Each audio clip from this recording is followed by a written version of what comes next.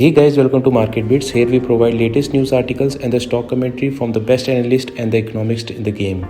I extract these news from the key agencies like Economic Times and Times of India. I have bought Prime membership of these agencies ताकि मैं आपके लिए valuable news जल्द से grab करके उसे summarise करके सिर्फ 3 मिनट में ला सकूँ। ये चैनल उन सब स्विंग ट्रेडर्स और पोजिशनल ट्रेडर्स के लिए है जो मार्केट सेंटीमेंट्स के बारे में क्विक और इम्पैक्टफुल अपडेट्स चाहते हैं। सो हे गाइस, निफ्टी ने 26,000 का माइलस्टोन टच किया, लेकिन उसके बाद 2,000 पॉइंट्स से ज़्यादा गिर गया और अब 100 डे मूविंग एवरेज के नीचे ट्रेड कर रहा है। चलिए देखते हैं कुछ सेगमेंट्स जिससे हम निफ्टी के आने वाले दिनों में कुछ प्रेडिक्शन कर सकते हैं।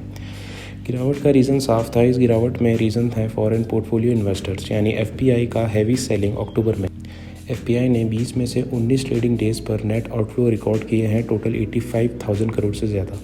इसका कारण है ग्लोबल अनसर्टिनिटीज़, जियोपॉलिटिकल अनसर्टिनिटीज़ और यूएस इलेक्शंस का इम्पैक्ट। सेगमेंट 2 देखें तो डोमेस्टिक इन्वेस्टर्स की ताकत, लेकिन इस बार मार्केट पर इतना असर नहीं पड़ा जितना पहले होता था और इसके पीछे है हमारे डोमेस्टिक इंस्टीट्यूशंस का स्ट्रॉन्ग प्रेजेंस।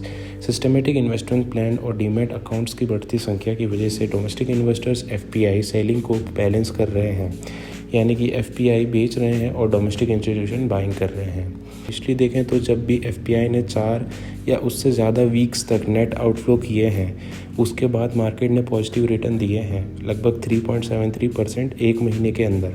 और एफपीआई के वापस आने पर मार्केट ने उनकी सेलिंग का 30% तक रिकवर किया है। मार्केट कभी भी एक ही डायरेक्शन में नहीं चलते। ये करेक्शन मार्केट को और स्ट्रॉन्ग बना सकता है और नए ग्रोथ के चांसेस दे सकता है। एफपीआई आउटफ्लो के बावजूद डोमेस्टिक इन्वेस्टमेंट्स की वजह से मार्केट स्ट्रॉन्ग बन रहे हैं। एसआईपी और डीमैट अकाउंट्स में बढ़ोतरी से मार्केट के फाउंडेशंस मजबूत हो रहे हैं। तो हाँ, निफ्टी में गिरावट है, लेकिन हिस्ट्री और करंट ट्रेंड सजेस्ट करते हैं कि रिबाउंड का चांस है। जैसे डोमेस्टिक इन्वेस्टर्स स्टेडी इनफ्लो कर रहे हैं, मार्केट का बेस स्ट्रॉन्ग है। Thank you for tuning in और याद रखिए, इन्फॉर्म्ड रहना और वाइजली इन्वेस्ट करना ही बेस्ट अप्रोच है। मिलते हैं अगले अपडेट में।